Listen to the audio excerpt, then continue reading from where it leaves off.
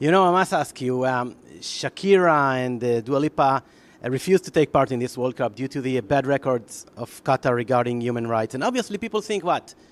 Maluma, don't you have problem with human rights violation on this country? Yeah, but it's something that I can't resolve. I just came here to enjoy life, enjoy soccer. The party of soccer is not actually something that I have to be involved with. I'm here enjoying my music and beautiful life playing soccer too.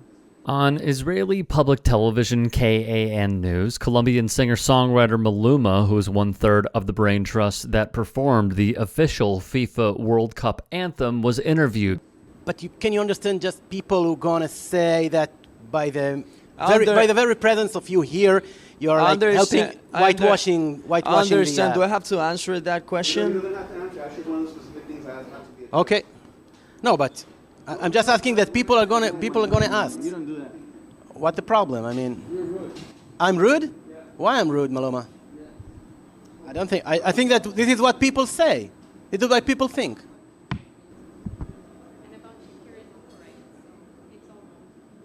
After receiving some pushback, Maluma walks out and calls the interviewer rude, which is quite symbolic, isn't it? A very wealthy and noteworthy and powerful person balks at the question of human rights abuses and then just walks off set to go promote the stadiums that were built with modern day slavery. You know, preaching the beauty of the game while defying and paying zero respect to its ugliness as well. And of course he did it, and he walked off set to not offend the Qataris. Skeptics say Qatar wanted to use the prestige of the World Cup to remake its image.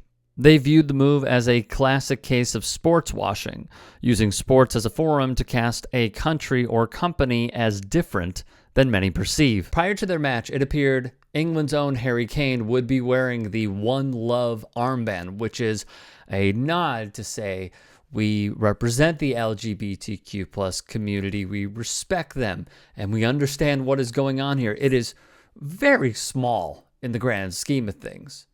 And then this happened. Several European nations, including England, Wales, the Netherlands, and Germany, announced before the tournament that their captains plan to wear the item at the World Cup, which signals support for LGBTQ rights and opposition to all forms of discrimination. FIFA announced on the eve of the tournament that it had its own plans for team captains to wear armbands bearing different messages during different stages of the competition, including slogans such as "Football unites the world," "Save the planet," and "Bring the moves." Which I must say, it is eerily similar to the NFL's pre-approved helmet decal messages, much like when the National Basketball Association went in the bubble, the back of player jerseys could only, and I mean only, be allotted through proposed and accepted slogans.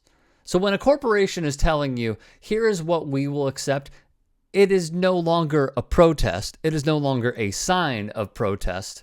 What you are doing is saying, well, this is what the billionaires want, so you know what, we're just going to do it. That left England and others facing potential sanctions, such as a fine if they went ahead with their plans, while according to Sky Sports, the threat of a yellow card for captains such as Harry Kane was raised at a meeting in Doha on Sunday. So when England versus Iran kicked off, Harry Kane did not sport the One Love armband, but the legend Alex Scott did for the BBC. Last-minute threats to sanction players for wearing messages in support of human rights and equality is the latest example of FIFA failing to fully uphold its own values and responsibilities, said Steve Coburn, Amnesty International's head of economic and social justice. Sport does not happen in a vacuum, and these are issues on which FIFA should be leading, not cracking down on. Agreements on armbands and better protections for LGBT communities should have been reached a long time ago. In case you haven't been paying attention,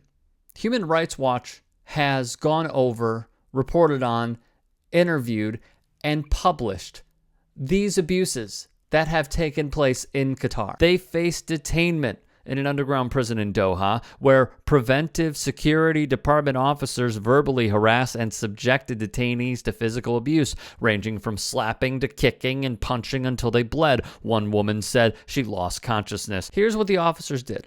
They forced confessions. They denied detainees access to legal counsel, their family, medical care, and verbally abused those that were detained. One person they spoke with, Human Rights Watch that is, they spoke with this person who said they were in solitary confinement for 2 months without ever facing a charge. A Qatari trans woman said, I was detained for 3 weeks without charge, and officers repeatedly sexually harassed me. Part of the release requirement was attending sessions with a psychologist who would make me a man again. As we brought to you previously as well, authorities mandated those they detained that are in the LGBTQ plus community wipe makeup off of their faces, then use that as evidence against them, putting said wipes in as evidence. It is cruel and inhumane what is happening, because these people are suffering for simply being who they are. In all cases, LGBT detainees said preventive security forces forced them to unlock their phones and took screenshots of private pictures and chats from their devices,